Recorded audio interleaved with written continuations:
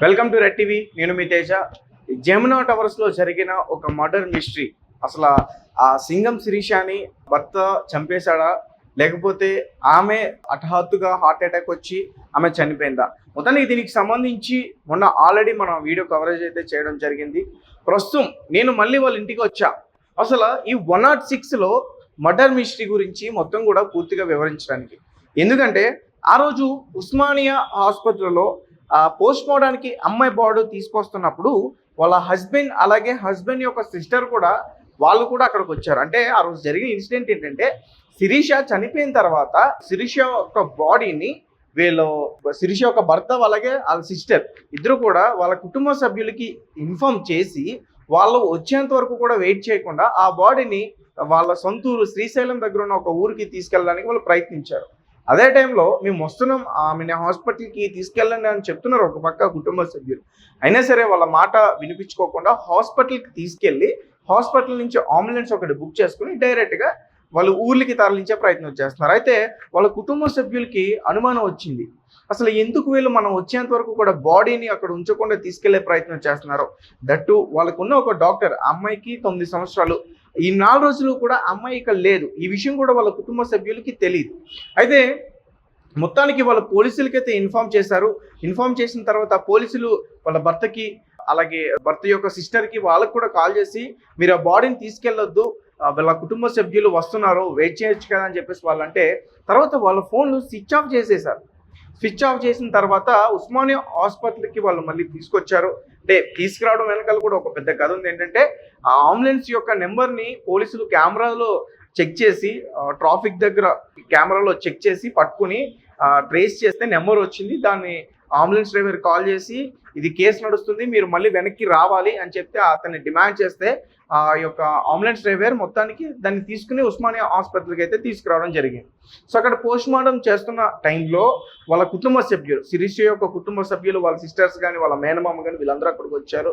అసలు ఏం జరిగింది ఏంటంటే మొత్తం కూడా చెప్తున్నారు. ఇట్లా జరిగింది బ్రదర్, మాకు వాళ్ళ మీద అనుమానం ఉంది. ఎందుకంటే అమ్మాయి మాకు చెప్పా చేయకుండా పెళ్లి చేసుకుని అతన్ని వెళ్ళిపోయింది ఇంట్లో నుంచి. దాని తర్వాత అమ్మాయిని మేము మళ్ళీ కలవడం, అమ్మాయి మా ఫంక్షన్స్కి రావడం ఇవన్నీ కూడా జరుగుతూ ఉన్నాయి. సో అక్కడి నుంచి కూడా మేము ఏమనట్లేదు, సో మంచిగానే ఉంటున్నారు అని చెప్పేసి మేము అనుకుంటున్నాం. అయితే శిరీష యొక్క సిస్టర్ అయితే మాత్రం చాలా విషయాలు చెప్తుంది. 3 సంవత్సరాల నుంచి కూడా అతను మా సిస్టర్ని చాలా ఇబ్బంది పెడుతున్నాడు, వేధిస్తున్నాడు, ఇవన్నీ కూడా నాకు ఎప్పుడు ఫోన్ చేసి తను చెప్పుకునేది అంటూ కూడా చెప్తుంది. అయితే ఇదే ఇంట్లో శిరీష యొక్క భర్త అలాగే వాళ్ళ సిస్టర్. సో అంటే ఇక్కడ ట్విస్ట్ ఏంటంటే, శిరీషని వాళ్ళు ఏం చెప్తున్నారంటే, హార్ట్ అటాక్ వచ్చి చనిపోయింది తను, వాళ్ళ సిస్టర్ సిపిఆర్ చేయడానికి ప్రయత్నించింది, అందుకే ఈ చెంప మీద, ఈ ఛాతీ మీద, ఈ మెడ మీద అవన్నీ కూడా అలా రెడ్డిష్ అయిపోయాయి అని చెప్పేసి వాళ్ళు ఒక డ్రామా ప్లే చేయడానికి ప్రయత్నించారు. ఒకసారి నేను కూడా వినిపిస్తా. ఆ రోజు నాతో మాట్లాడుతున్నప్పుడు వాళ్ళ భర్త కానీ వాళ్ళ సిస్టర్ కానీ వాళ్ళు నాతో చెప్పిన విషయాలు, తను ఎలా చనిపోయింది, మీ మీద ఆరోపణలు చేస్తున్నారంటే వాళ్ళు చెప్పిన విషయాలు ఒకసారి మీకు వినిపించే ప్రయత్నం చేస్తారు. భర్త యొక్క సిస్టర్ సిపిఆర్ అట్లా చేసి గట్టిగా ఇట్లా కొట్టి చంపల మీద మీద కొట్టి ఇట్లా లేపడానికి ట్రై చేసిన. అప్పటికి ఏం లేదంటే మా బ్రదర్ని పిలిచి 108 ఫోన్ చేయి, ఏమైంది ఏదేం లేదు అని తీసుకెళ్ళాం. అక్కడ నుంచి బ్రాడ్టిన్స్ అని చెప్పారు. బ్రాడ్టిన్స్ అంటే మెట్రోక్యూర్ హాస్పిటల్కి వచ్చి బ్రాడ్టిన్స్ అని చెప్పి మా సిస్టర్కి ఫోన్ చేసి ఇట్లా, ఆమెని మీరు హాస్పిటల్కి తీసుకెళ్తున్నప్పుడు ఆమెకి కొనుక్కు ఉందా లేదా? లేదన్నారు. 108లో తీసుకెళ్ళి ప్రేమించి పెళ్లి చేసుకున్నారు అని చెప్పేసి అంటున్నారు.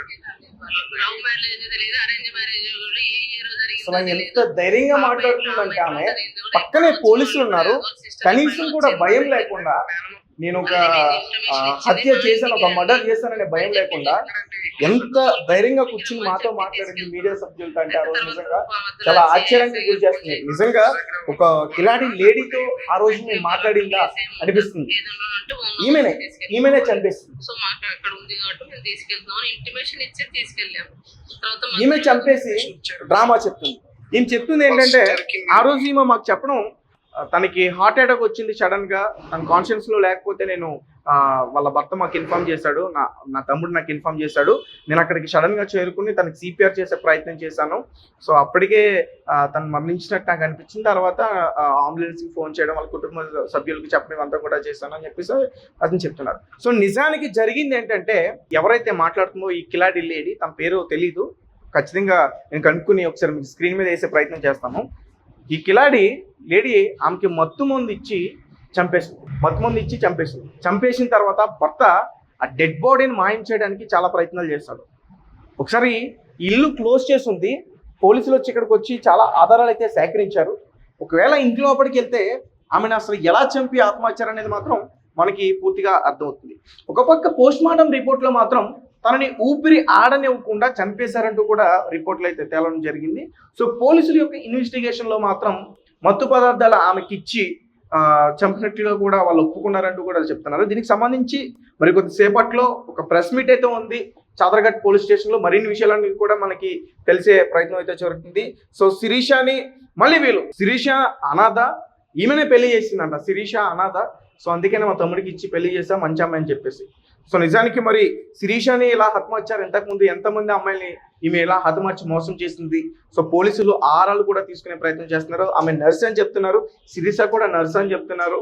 సో ఇతను తాగుడికి బానిస అయిపోయి చాలా వేధింపులకి గురి చేశాడంట. 9 ఏళ్ల పాప కూడా ఉంది. సో తన గురించి ఆలోచించి ఎప్పటి నుంచో కూడా తను బ్రతికే ప్రయత్నం చేస్తుంది. ఇప్పటికీ కూడా తను బ్రతకాలనే అనుకుంది పాప గురించి. కానీ వీళ్ళు మాత్రం ఆ శిరీషను హతమార్చి తనకి మత్తు పదార్థాలు ఇచ్చి ఊపిరాడకుండా నిద్దట్లో దిండుని మూతిపైన పెట్టి నొక్కేసి ఊపిరాడకుండా చంపేశారంటూ కూడా వాళ్ళు ఒప్పుకున్నారు. కానీ ఇంత చేసినా కానీ ఆ రోజు హాస్పిటల్లో వాళ్ళని చూస్తే నిజంగా అసలు మేమేం చేయలేదు, ఆమె చనిపోయిందన్న ఒక కాన్ఫిడెంట్గా అక్కడ ఉండిపోయారు. మాకే ఆశ్చర్యం అనిపించింది. నిజానికి అసలు వీళ్ళు తప్పేం లేదనిపించింది.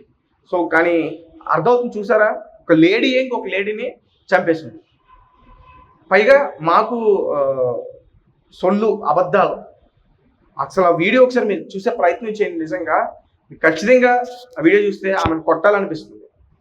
ఆమె అంత మాకు ఎంత బాగా అల్లిందంటే కదా, నిజానికి అసలు నేను లేను మా తమ్ముడు ఆమె స్పృహ తప్పి పడిపోయిందంటే వచ్చా. కానీ పోలీసుల యొక్క ఇన్వెస్టిగేషన్లో మాత్రం ఆమె నిజాన్ని ఒప్పుకుంది, నేనే మొత్తం పదార్థం ఇచ్చి చంపేశాను. శిరీష చావుకి గల కారణాలు చాలా ఉన్నాయి. ఇంకా బయటికి తీసే ప్రయత్నం అయితే పోలీసులు చేస్తున్నారు. ఈ యొక్క సిస్టర్ ఒక్కలే కాదు, అతనికి 2 సిస్టర్స్ ఉన్నారు. ఈ భర్తకి 2 సిస్టర్స్ ఉన్నారు. సో ఆమె హస్తం కూడా ఉంది. ఆల్రెడీ ఆమె వీళ్ళ కుటుంబ సభ్యులైన ఒక వ్యక్తికి ఫోన్ చేసి ఏంటి మీడియాలో చెప్తున్నారంటూ కూడా భయపెట్టే ప్రయత్నం చేసింది. ఒకసారి మనం శిరీష సిస్టర్తో ఒకసారి మాట్లాడే ప్రయత్నం చేద్దాం. తను కూడా ఆ రోజు చాలా విషయాలు చెప్పుకొచ్చింది.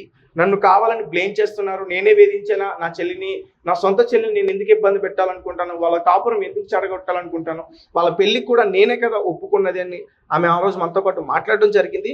ఒకసారి మళ్ళీ నిజాలు బయటపడ్డాయి కాబట్టి ఒకసారి మనం మాట్లాడే ప్రయత్నం చేద్దాం వాళ్ళ సిస్టర్తో. హలో అమ్మ, నమస్తే అమ్మ. నేను తేజాని రెడ్ టీవీ నుంచి. చెప్పండి. అది మీ చెల్లెల్ని ఎలా చంపారన్న విషయం మీకు తెలిసిందమ్మా?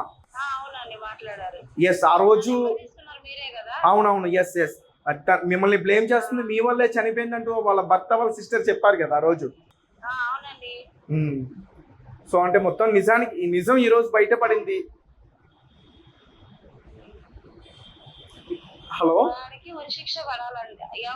మా చెల్లిని ఎవరెవరైతే చంపారో వాళ్ళకు ఉరిశిక్ష పడాలి. ఓకే, వాళ్ళు బయటకు వచ్చే ప్రసక్తి అయితే ఇలాంటి ఆడబిడ్డ మళ్ళీ ఇంకొక ఆడపిల్లకి జరగకోకుండా ఉండాలి మాకు. ఎందుకంటే మాకు ఇప్పటి వరకు ఆయనకి 2 పెళ్ళిళ్ళని అన్న సంగతి తెలియదు. ఓకే, అతనికి ఇది 2వ పెళ్ళమ్మా? 3వ పెళ్ళి అంటండి. మాకు ఇప్పటి వరకు కూడా తెలియదు. మా చెల్లి 3వ అమ్మాయి అంట వాడికి. అయ్యో, ఓకే. ఫస్ట్ పిల్లల్ని కూడా వీడు చంపేశాడంట.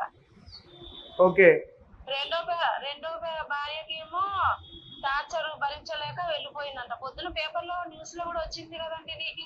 ఓకే, నేను చూడలేదమ్మా. ఇప్పుడు ఈవిడ మూడో ఆవిడని కూడా చంపేశారు. ఆమె మీ చెల్లి?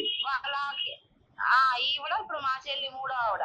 ఓకే, మరి నిన్నటి దాకా మాకు ఏ సంబంధం లేదు, నా వల్లే చనిపోయింది అని అన్నారు కదండి. అవును, మీ వల్లే చనిపోయింది, వాళ్ళ సొంత ఒకే టార్చర్ వల్ల చనిపోయిందంటూ కూడా బ్లేమ్ చేయడానికి చాలా ప్రయత్నించారు వాళ్ళు.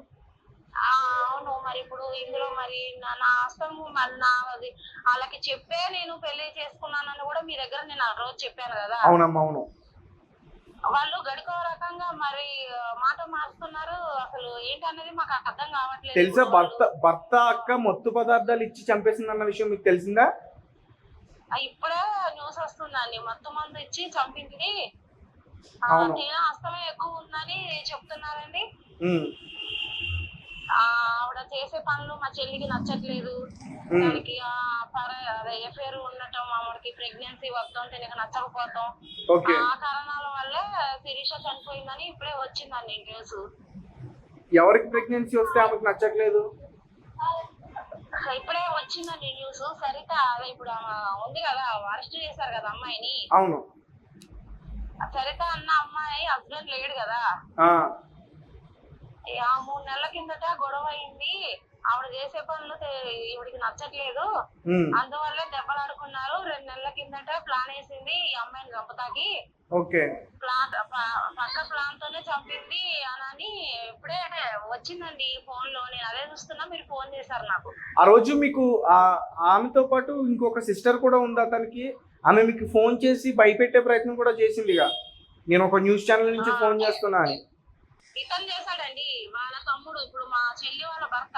ఓకే, ఇతను మా చెల్లి వాళ్ళ భర్త ఫోన్ చేసి, హలో స్వాతి గారేనా, మా టీవీ నుంచి ఫోన్ చేస్తున్నాం అని అంటే, నాకు నేను జర్నీ ఆ కారు సౌండ్ కి నాకు సరిగ్గా అయితే వినపడట్లేదు. ఓకే. వినపడట్లేదని ఏదో చెప్పబోయారు, నేను కట్ చేసేసా. తర్వాత మళ్ళీ 3 సార్లు చేశారు కానండి, నాకు కడుపు మంటలో ఉండి నేను ఫోన్ ఎత్తలేదు. ఎత్తితే అసలు ఏమనేది తెలుస్తుంది నాకు. ఓకే.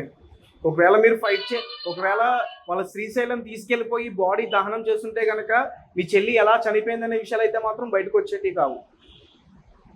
కావండి. కేవలం వెంటనే నాకు ఫోన్ చేస్తాం, ఫోను ఇప్పుడు చంపిందే ఫోన్ చేసింది నాకు. ఎలాగనంటే మీ చెల్లిని కలుచూపులు చూసుకుంటాకి రా అంటే, ఎక్కడికి అని అవన్నీ అడిగితే, ఇలాగ శ్రీశైలం దగ్గర ఉన్న దోమలపేట దగ్గరికి తీసుకెళ్తున్నాం అమ్మా, హార్ట్ అటాక్ వచ్చింది అని చెప్పింది. ఇంకా మా చెల్లి నాకుతో శుక్రవారం రోజున మాట్లాడింది, కానీ అసలు అలాంటి ఉద్దేశమే లేదు. చాలా యాక్టివ్ గా మాట్లాడింది.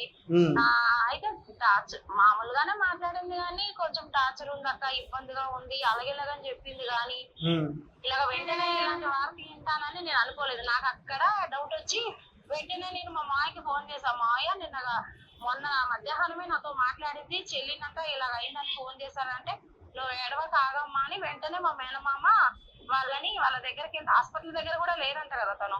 అవును, లేదు. తీసుకుపోతున్నారు అంటే వీళ్ళు ఏమనుకున్నారంటే అండి, బలవంతంగా చంపేశారు.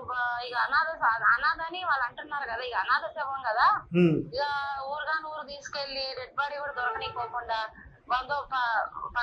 బందోబస్తుగా చంపేసేసి గొయ్యి తీసి గోతులో పెట్టి చేతులు దులిపేసుకుందామని లెక్కేశారు.